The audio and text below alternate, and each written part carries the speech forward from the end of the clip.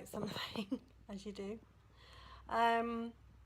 Just recently, I have started to, like on my Facebook and everything, because nearly everybody has a Facebook nowadays, is that I've been finding that I've been like turning groups off and unliking pages and not always following my friends, because this fake news thing gets on my absolute tits. It really does.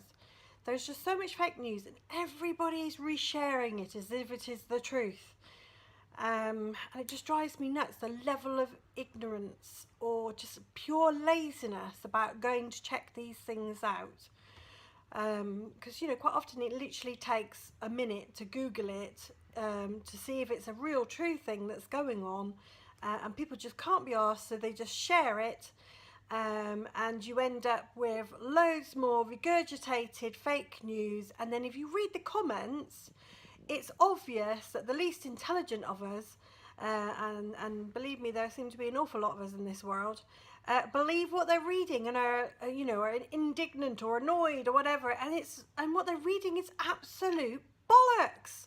Half of it's not even true, or it might have some tiny shreds of truth to it and it's been twisted and all sorts of stuff. And it literally does drive me insane. And I just recently, I have just unliked so many pages and unfollowed and left groups, and just the level of insane sharing of this crappy bollocks maybe it's because I'm getting older, it just makes me more annoyed. I don't know. I mean, the latest one that's going around is really doing my head in. I haven't just seen it on one friend's page, I've seen it on several, because it seems to be doing the rounds at the moment. Is about this chap in the video. He's talking about his kids cereal and that he used to be a builder, and he's talking about trisodium phosphate, or TSP is what it's called, because it's in his kids cereal, and obviously he's seen it in his paint thinners that he's used as a contractor. But what he doesn't tell you, and it's like a really extreme, this is terrible, we're poisoning our kids, rah, like that. It's like an extreme, like, don't give it to your kids, blah, blah, blah. And if you do a Google, you'll get like a Snopes saying it's false and blah, blah, blah. But you need to like have some context to the story, because trisodium phosphate is in cereals. I don't know the difference, because obviously this is an American video, but it's doing the rounds in the UK as well, and it is in foods and toothpaste and things like this. But what he doesn't explain in the video, to give it some context, is that the box that he holds up going, this is poisonous, caution, blah blah blah, is actually highly concentrated TSP. So it's like really concentrated.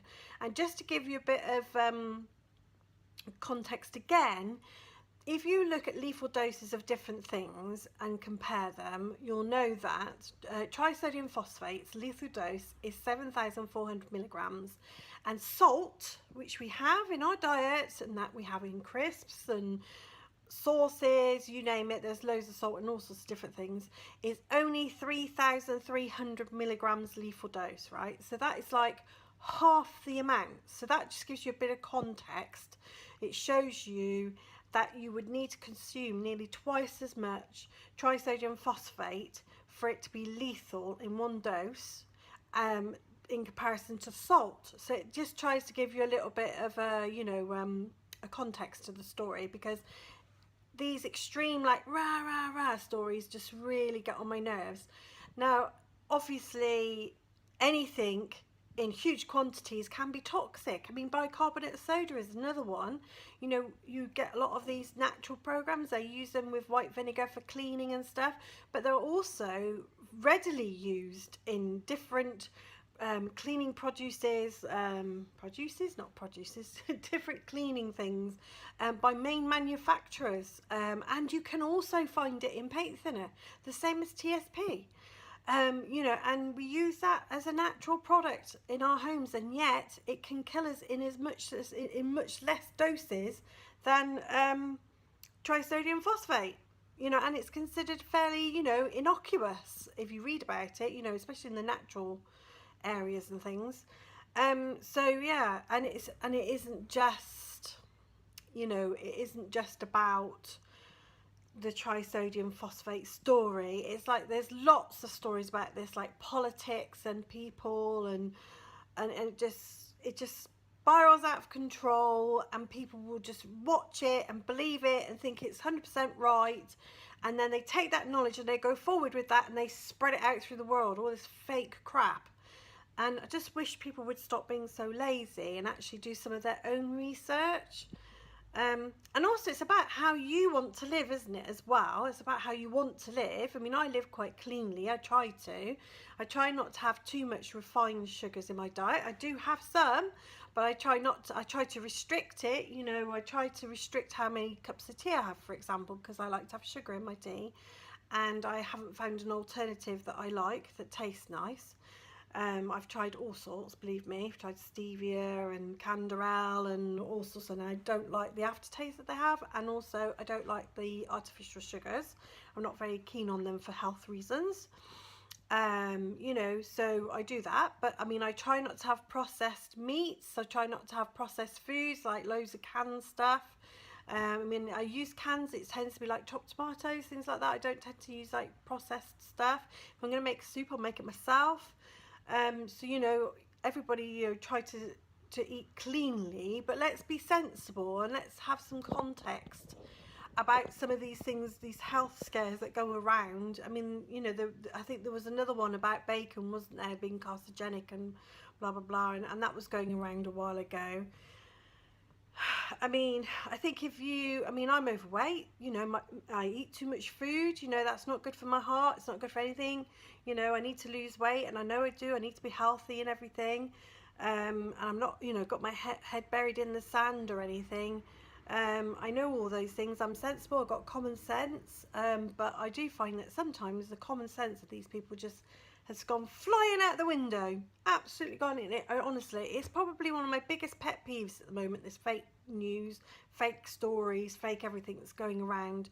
And it's the one thing that it keeps making me think about coming off Facebook, because I've tried to take so much of it off. You know, I've unliked loads of things, and every time I see an advert, I tell it I don't like it, and I've tried like unfollowing people that annoy me and things like that, but I still keep seeing all this crap coming up on my Facebook, and it's driving me mad. And it's one of those things that I'm getting to a stage now where I think it's just, is it really worth the hassle of having a Facebook page? I mean, I have got relatives that are abroad, and that's one of the reasons why I have it.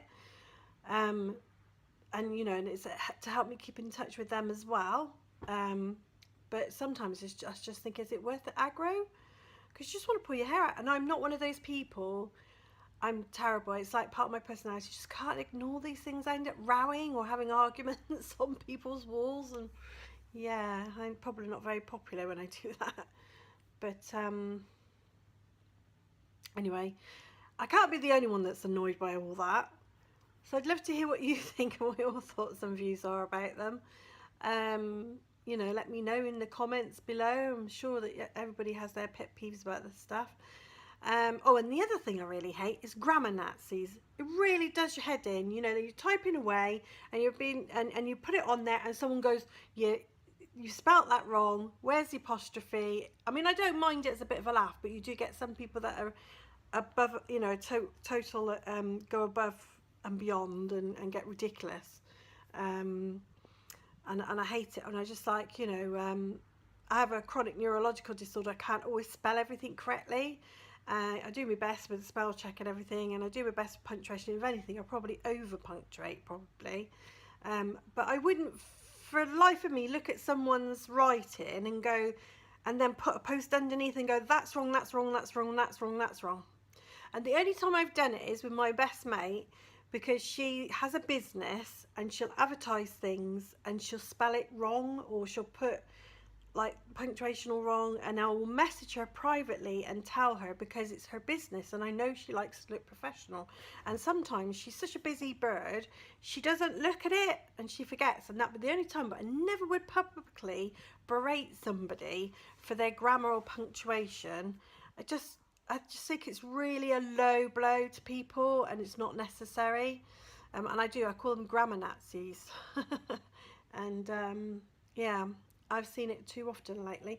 And you also do it as a way to belittle someone's argument. You know, like someone will be having a conversation about how they think about something, or, you know, they'll be quite passionate about their thoughts and opinions and what have you, and then someone will try and belittle them, especially the one that comes up a lot is your, you know, where you do it with you apostrophe re. Someone will like belittle them and do that and asterisk, you know, all the corrections, and then call them thick or something because they don't like their point of view. Yeah, it really just matters. So that's my pet peeves at the moment. So yeah, I'm sure there's more. I can probably think of a lot more. But those are the two that have been annoying me lately. Hope you're having a good day. Ta-ta for now. Bye. Afternoon. Look where I am. I'm in the woods. Oh, I really miss the woods.